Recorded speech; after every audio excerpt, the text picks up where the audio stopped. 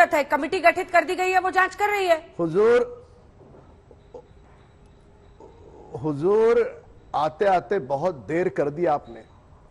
जिस प्रकार से न्यायपालिका ने फैसला दिया है, इन्हें बहुत बड़ी मिर्ची लग चुकी है। डर नहीं है, डर है। तो क्या किया है आपने ऐसा? आपका दागी चेहरा, आपका दामन पूरी तरह से दागी है, और वही कारण है। ना ना ना ना ना ना, मेरी बात सुने आप। अब बारी हमारी है। आप बोलते समय मौन था, आप बोलते समय मौन था। रवि जी, कर नहीं है तो डर किस बात का? और डर अगर है तो आपने ऐसा क्या किया है कि इतना डर रहे हो, इतनी मिर्ची लग रही है आपकी? जिस प्रकार से आपका ब्लड प्रेशर बढ़ रहा है यहाँ पर बात करते समय, अंजना जी के सवालों का आप जवाब नहीं दे रहे हैं, ये सुनिश्चित कर रहे हैं कि दाल में काला है, पूरी दाल काली है। सारा देश देख रहा है। जिस प्रकार के संगीन आरोप लगे, उस समय आपने इस्तीफा नहीं दिया। आज जब न्यायपालिका ने करारा तमाचा दिया, तब जाकर के मजबूरी के नाते आपको इस्तीफा देना पड़ा है। महाराष्ट्र के मुख्यमंत्री की खामोशी और उनका पहाड़ की तरह शरद पवार जी का, उनका इन सारी गैंग के पीछे खड़े होना, उनका समर्थन करना, उनका बचाव करना, ये दिखाता है कि देशमुख जी ने अगर मुंह खोला,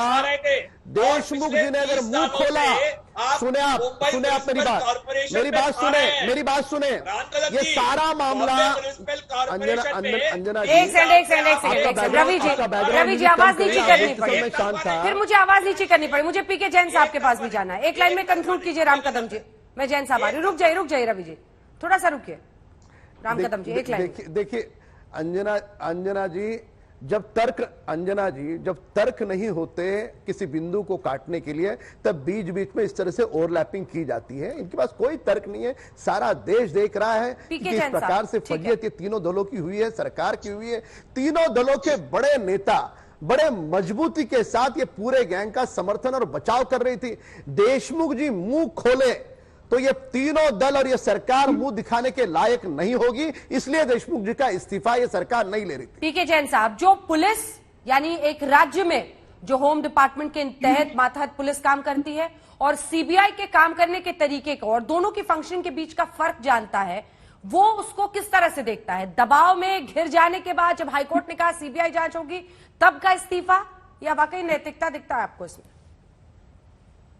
देखिए अंजना जी, स्टेट पुलिस जो है स्टेट गवर्नमेंट के अंडर काम करती है, थोड़ा ज्यादा प्रेशर रहता है। सीबीआई जो है वो गवर्नमेंट ऑफ इंडिया के तहत काम करती है, तो इसलिए दोनों ही एजेंसीज किसी ना किसी पॉलिटिकल आउटफिट के अंडर काम करती हैं। मुझे सिर्फ इसमें इतना ही बताना, मैं थोड़ा प्रोसीजर आपको बता दूं कि जब एक किसी केस में इंक्वायरी होती है तो इंक्वायरी की रिपोर्ट गृह विभाग के मार्फत जीएडी और बाद में मुख्यमंत्री के पास जाती है। अब इस केस में गृह मंत्री की खुद की चौकसी इंक्वायरी होने वाली थी। अब वो इंक्वायरी रिपोर्ट उन्हीं के माध्यम से आगे जाए, मतलब इंक्वायरी भी उसी व्यक्ति की हो, जज भी वही बने और वही आगे डिसाइड करेंगे कि आगे क्या पुटअप होगा। ये बड़ा अटपटा सा लगता है। इस केस में जब शुरू में ये इंक्वायरी जस्टिस चांदीवाल को दी गई थी और ये सारा प्रोसीजर सबको मालूम है, तो इस केस में ये इंक्वायरी ऑर्डर होने के साथ ही अगर देशमुख साहब अपने पद से हट जाते तो आज उनकी इज्जत कई गुना ज्यादा बढ़ गई होती। आज और चांदीवाल साहब की इंक्वायरी में या रिटायर्ड जज की इंक्वायरी में क्या फर्क है? दोनों इंक्वायरीज हैं। सीबीआई को इंक्वायरी दी गई तो इमीडिएटली इस्तीफे की नौबत आ गई, उससे पहले नहीं आई। मैं शुरू से ये कह रहा था कि इसमें विटनेसेस पुलिस अधिकारी हैं, इसमें जो स्टाफ उनका पर्सनल है वो इसमें विटनेस है, और परमवीर सिंह खुद हैं। तो जब एक उसी गृह मंत्री के नीचे काम करने वाले सारे मातहत अधिकारी जो हैं वो इसमें विटनेसेस हैं, तो इसमें निष्पक्ष जांच कैसे हो सकती है? इसलिए बहुत जरूरी था सरकार के लिए कि ये उनको वहां से दूसरे किसी डिपार्टमेंट में। हाँ जी जैन साहब, मेरा सवाल सुनिए। मैं तो ये सोच रही हूँ कि ये 15 दिन जो निकल गए, इन्वेस्टिगेशन किस तरह से हैम्पर होता है इन तमाम केसेस में?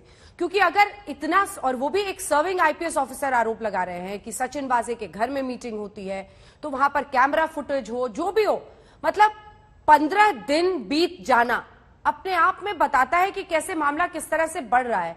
मतलब एक आम नागरिक के तौर पर अगर कोई ये जानना समझना चाहे कि ऐसे मामलों में क्या एक निष्कर्ष तक पहुंचेंगे भी, सवाल नंबर 1। सवाल नंबर 2, सबूतों का क्या? क्योंकि गृह मंत्री हैं, लगातार रहे 15 दिन, तमाम लोग हैं, कौन सी फुटेज, कैमरा फुटेज हो, जो बहुत ही एक तरह से इंपॉर्टेंट एविडेंस हो सकता है, वो सब अभी तक बरकरार उसी तरह से है, इसकी गारंटी कौन देगा?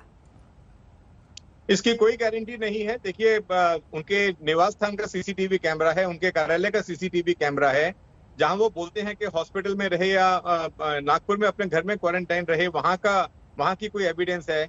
अब आप देखिए कि सचिन वजे के केस में एनआईए ने कहां से सीसीटीवी फुटेज निकाली। इसी तरह से ये जो सारी सीसीटीवी फुटेज है, उस केस में भी डीवीआर गायब हो गया, कुछ एविडेंस जो है वो नष्ट कर दिया गया, कुछ एविडेंस नदी में डाल दिया गया। तो इस तरह की बहुत सारी चीजें हुई।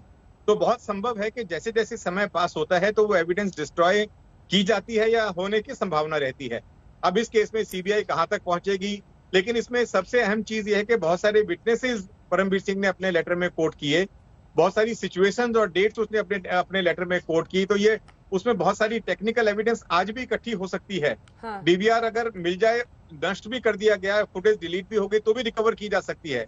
लेकिन इंक्वायरी को नुकसान जरूर पहुंच सकता है, इसके बारे में कोई दो मत नहीं।